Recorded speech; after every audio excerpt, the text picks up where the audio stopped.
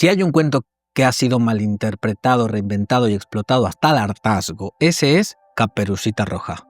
Nos lo contaron para que no habláramos con extraños, para que no desobedeciéramos ni nos saliéramos del camino. Y ahí está la trampa, porque bajo esa moralina ñoña y domesticadora, lo que el cuento de los Grimm realmente plantea es otra cosa, que la inocencia se castiga, el deseo se enmascara como advertencia y que las niñas solo se salvan si un hombre con escopeta aparece a tiempo.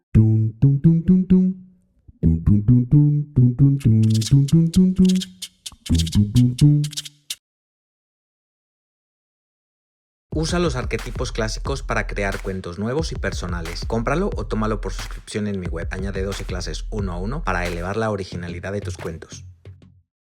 ¿Escribir como un pro por menos de lo que cuesta una cena? Vuélvete un tallerícola preguntón. Clases privadas, videocursos y tutoriales por solo 35 € al mes. Todo comienza con una niña encantadora, querida por todos, pero especialmente por su abuela. Le regala una caperucita roja que, como cualquier prenda viral del siglo XIX, se convierte en su identidad. A partir de ese momento, ya no es una niña con nombre propio, es la del abrigo. El color rojo, ese símbolo ambiguo de pasión, peligro y menstruación, la convierte en blanco y diana a la vez.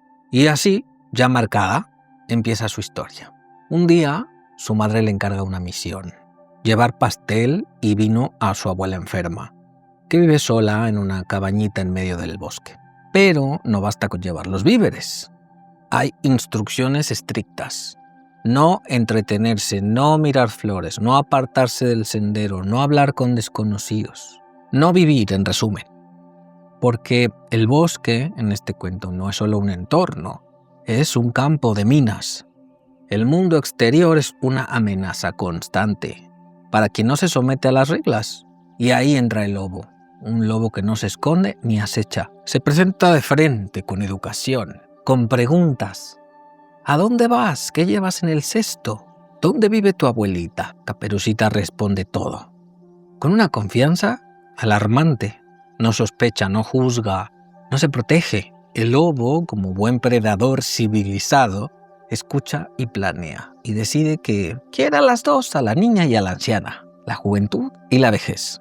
La ternura y la experiencia, porque su hambre no es solo física, es simbólica. Quiere devorarlas para suplantarlas. Entonces le propone a Caperucita algo tan inocente como fatal: que mire las flores, que escuche a los pájaros, que disfrute del camino. Y ella, claro, se apartó del sendero, justo lo que le dijeron que no hiciera. No por maldad, no por rebeldía, por curiosidad, por impulso y por sensibilidad. Porque es una niña. Y mientras se pierde entre flores y luz, el lobo toma el atajo, llega a casa de la abuela, se la traga entera, se disfraza y se mete en la cama. Porque aquí la violencia es performativa.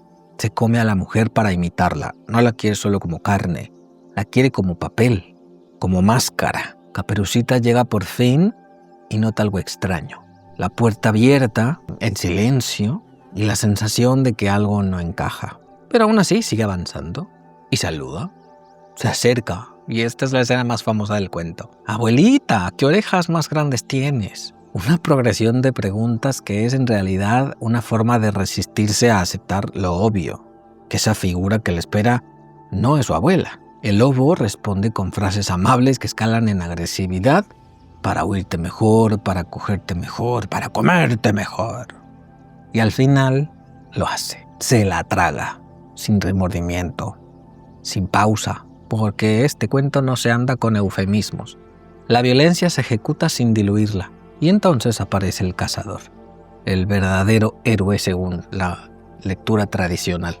Escucha los ronquidos del lobo, sospecha, entra armado, está a punto de disparar, pero en lugar decide abrirle el vientre con tijeras, porque así se rescata a una mujer, desmembrando al agresor.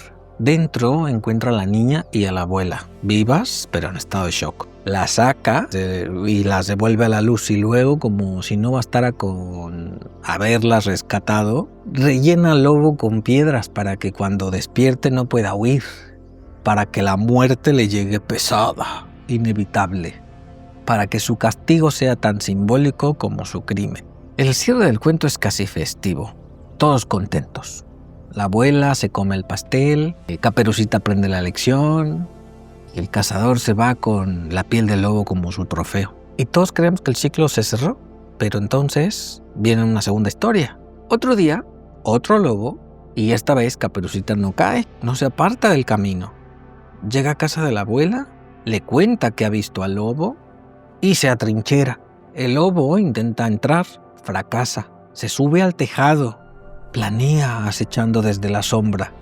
Pero ellas cocinan salchichas, llenan una olla con el caldo y el olor lo embriaga. Se cae y se ahoga en la olla. Fin. Victoria femenina, autodefensa, venganza culinaria. Más allá del argumento, este cuento plantea preguntas incómodas. ¿Por qué una niña está sola en el bosque? ¿Por qué el lobo siempre tiene hambre? ¿Por qué nadie sospecha de los modales amables del lobo? ¿Y por qué para salvarse hay que esperar a que un hombre llegue con unas tijeras? Caperucita es un símbolo perfecto de la feminidad educada, dulce, obediente e ingenua. La madre le da instrucciones para protegerla, pero no le da herramientas reales para entender el peligro. La abuela vive sola, enferma, vulnerable. Ambas representan dos extremos del ciclo de la vida. La niña que empieza y la mujer que termina. Y el lobo se coloca en el centro como fuerza destructora, como animal con traje de humano, como una alegoría de todo lo que se traga, lo que no se puede controlar. Este cuento, como otros muchos, se puede leer como una advertencia sobre el deseo. La niña que se aparta del camino es castigada. El lobo representa la tentación disfrazada de cortesía.